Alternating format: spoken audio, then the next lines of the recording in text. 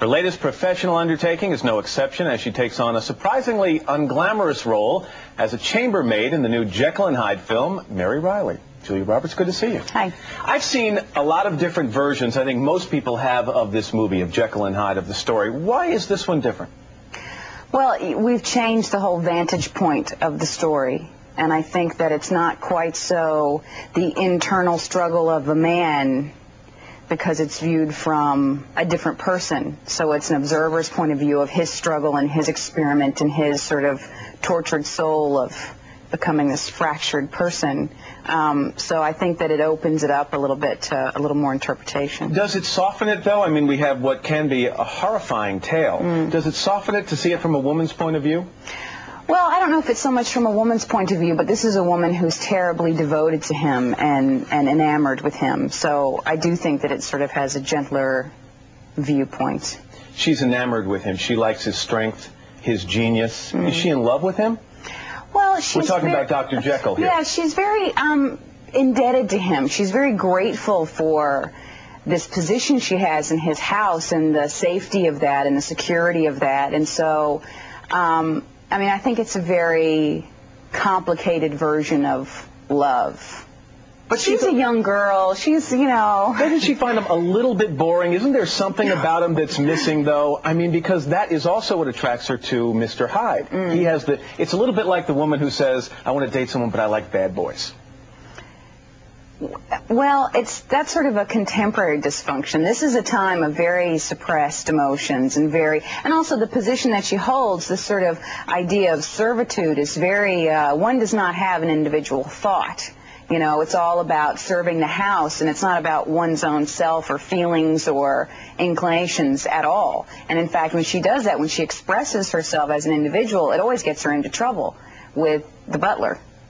Mr. Poole, who's just constantly yelling at her for, you know, saying anything to Dr. Jekyll. How are you? Or, you know, I heard you coming in late last night. She gets in trouble for these things. So it's not a time when one expresses themselves. As she starts to see the troubles taking hold in this household, it becomes clear to the viewer also that she is a woman who has some troubles in her past. Let's take a look at one of the scenes where John Malkovich, who plays Dr. Jekyll, asks you about your abusive father. I was thinking a great deal about the story you told me last night. You must have really hated your father. I don't know, sir. Surely he was a monster. When I was little and he was in work, he wasn't so bad then. It was the drinking that did it. You think it was only the drink? The drink turned him into a different man. A different man? Yes, he even looked different. What do you mean? It was like he carried another person inside him, and the drinking brought him out. Or maybe set him free.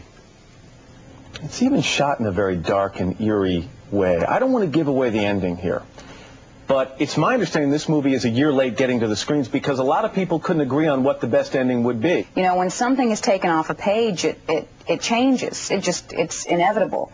And so all the little tiny changes that we've made over the course of filming, I think we all sort of knew that this wasn't going to be enough, that we, you know, on paper it was enough at the end, but on our feet that we wanted more. Without getting into specific numbers, the reports are your salary for this was something akin to the gross national product of a small country. Do you find extra pressure because of that to make sure this is a success at the box office? Well, no, because, you know, I don't work any... You know, how much I get paid doesn't determine how hard I work. You know, and so I'm always trying to do the best job that I can. Does it determine how much you promote and how much you push now that the movie is finished? No, I mean, I support things that I believe in, and we all worked very hard in this movie, and I support it because I think that it's a good film, and I support all the work that went into it. But certainly, and also pressure is sort of, it's this elusive thing, because at this point, I can't act any better in the movie. You know, I can't make it any more interesting. I can't make, you know, it's over now, you know, for me. So I don't really feel any pressure for when it comes out. Well, good luck with it. It's called Mary Reilly. Julia Roberts, always good to see you. Thank you. We're going to take a break. This is Today on NBC.